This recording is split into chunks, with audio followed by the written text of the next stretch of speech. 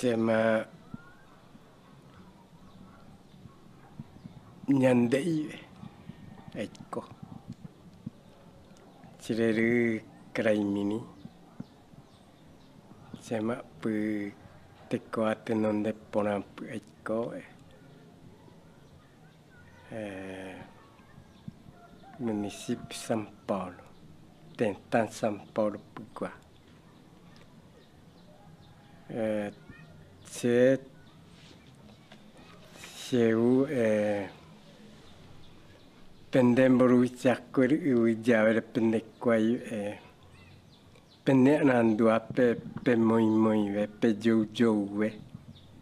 Have senda juponai, da juponai dipotai. Dipotai nikun im. Porema rokke yang ora kuri rogreko yang wa dipota. Nomboe puiram na peme veimo de pendiaen chapico se penecanin bati. Chamada pelos índios de Tecoá e Itacupé, o terreno em litígio abrigava cerca de 10 famílias. O território na qual a aldeia existe é uma área em que dá para garantir, por meio da agricultura, a sobrevivência de muita gente. Em 2005, os guaranis já haviam ocupado a área do Jaraguá, de onde, em menos de um ano, foram expulsos através de um pedido de reintegração.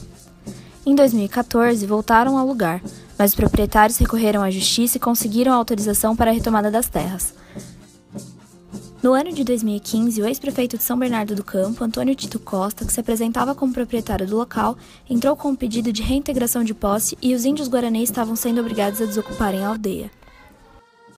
Diante disso, podemos relacionar com a perspectiva política, cultural e econômica apresentada pelo professor Rogério Hasbert em seu estudo sobre território. A problemática da disputa da terra entre os indígenas e a iniciativa privada ilustra a perspectiva política de território, pois nesse caso o território é visto como um espaço delimitado e controlado, onde uma instituição exerce relações de poder político. O fato da aldeia Tecoa Itacupé ser a única produtiva da terra do Jaraguá, o território assume a perspectiva econômica por ser uma fonte de recursos, no caso agricultura, promovendo subsistência dos índios da região. Sem contar os objetivos da iniciativa privada para com a terra, que vão desde a especulação imobiliária até a agropecuária industrial. Outra perspectiva importante a ser considerada é a cultural, visto a relação ancestral e religiosa dos índios com a terra, já que o território é considerado por eles como resultado da valorização simbólica de sua cultura. Sobre a perspectiva cultural, Hasbert disserta: há um enfrentamento, hoje, entre a lógica funcional estatal moderna e a lógica identitária pós-moderna, contraditórias, reveladoras de dois sistemas de valores e de duas éticas distintas frente ao território. Embora não seja uma simples questão de mudança de escala, também há uma revalorização da dimensão local. O território reforça sua dimensão enquanto representação, valor simbólico.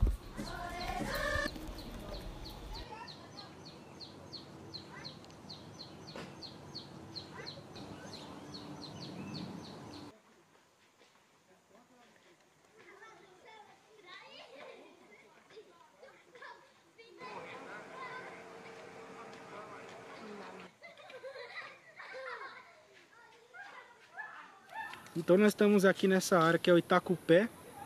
Itacupé, que significa atrás da pedra, que aqui no Jaraguá nós temos um pico do Jaraguá, que a gente conhece como Itauerá, que seria pedra reluzente, que é o ponto mais alto de São Paulo.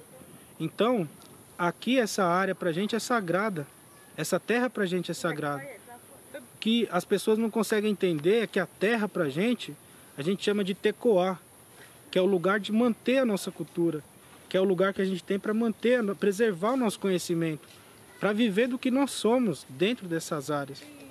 A nossa luta é essa, é para ensinar o que a gente sabe para nossas crianças, para que elas aprendam a sua cultura, para que elas saibam quem elas são, que elas são guarani, que elas tenham conhecimento.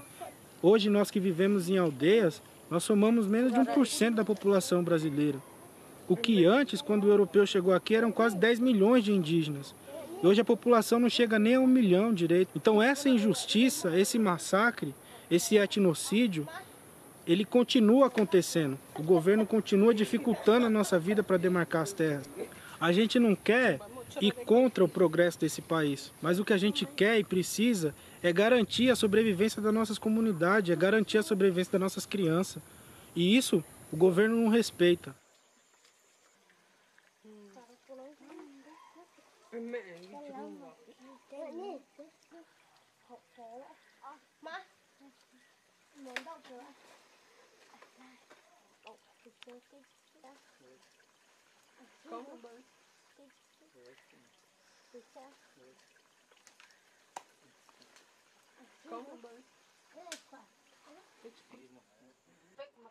A aldeia Itacupé se encontra dentro dos limites da terra indígena Jaraguá, identificados pela FUNAI em 2013. Ao entrar na justiça com pedido de reintegração de posse, Tito Costa desconsidera todas as evidências sobre a história da ocupação guarani no local, apresentadas pela FUNAI num relatório de mais de 1000 páginas, resultado de 11 anos de estudo. O Tito Costa tece uma argumentação racista e preconceituosa para difamar a imagem da comunidade e sustentar que os Guarani não são índios de verdade. Surpreendentemente, a argumentação foi acolhida pelo desembargador federal Antônio Cedenho.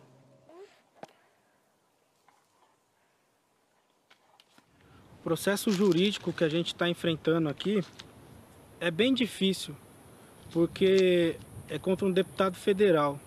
O nome dele é Tito Costa, que se diz dono dessa área. Ele nunca morou aqui, nunca teve nenhuma casa dele, nada. A gente sempre usou essa área. Há muitos anos a gente vem andando por essas áreas, utiliza os recursos naturais para manter o nosso conhecimento, manter a nossa cultura. Saíram do acampamento onde vivem e se instalaram na área por mero capricho. São invasores ridiculamente fantasiados com cabeças de vaca e arco e flecha. São poucos homens e mulheres desocupados que nada produzem no espaço invadido. A gente só quer um pedacinho de terra para manter a nossa cultura, para ensinar nossas crianças, para poder plantar o milho, poder plantar a mandioca, poder plantar a batata doce, o amendoim. É isso que a gente quer. Hoje, o Juruá quer construir um condomínio aqui. E para eles conseguirem construir esse condomínio, por um lado, lá em Brasília, o ministro da Justiça não demarca a nossa terra, não garante o nosso direito. Por outro lado, aqui, essas pessoas que querem construir o condomínio ameaçam a gente. As pessoas entram armadas aqui na nossa terra e agora estão fazendo incêndio criminoso. E hoje a gente está sofrendo essa reintegração de posse para que tirem a gente daqui. E o nosso apelo é para que a Justiça Federal ela reconheça o nosso direito de viver nessa área e que venha aqui ver como que a gente está vivendo. Como que a gente respeita o meio ambiente, como a gente respeita a natureza. Então a gente quer respeito também. As pessoas não conseguem entender qual que é a nossa luta. É para preservar a nossa vida. A gente depende exclusivamente da natureza, do meio ambiente. Essa é a nossa consciência. Então, a nossa luta é para que essa área seja demarcada, para que o ministro da Justiça assine essa portaria declaratória e para que as pessoas entendam qual que é a luta dos povos indígenas e que cada vez mais entendam o tamanho da injustiça que vem sendo cometida, que foi cometida no passado e que ainda hoje a gente sofre por não ser respeitado como povo originário dessa terra. Os guaranis demonstraram resistência contra o processo de reintegração de posse. Liderados por Davi Martins, pressionaram o STF por via de protestos e campanhas de luta e permanência. Assim, em 2015, conseguindo eliminar, barrando a reintegração de posse e obtendo a assinatura da portaria declaratória que incorporava a aldeia de Tecoa Itacupé à terra indígena do Jaraguá.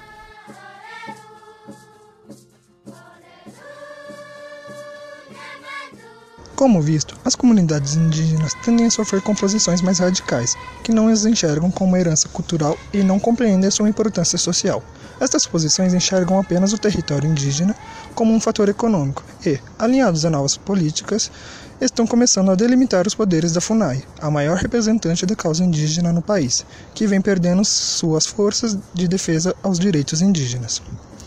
O novo presidente da FUNAI, Antônio Fernandes Costa, aborda que os índios precisam avançar no tempo. Entretanto, segundo o professor Milton Santos, em seu livro Por uma Outra Globalização, a globalização não é feita para todos. tanto no sentido econômico como também no aspecto cultural. O território e a cultura indígena, além de serem uma herança ancestral, possuem uma grande significância nacional e correm grande risco dado a perversidade da globalização. O que acontece se posições ainda mais extremistas ganharem forças?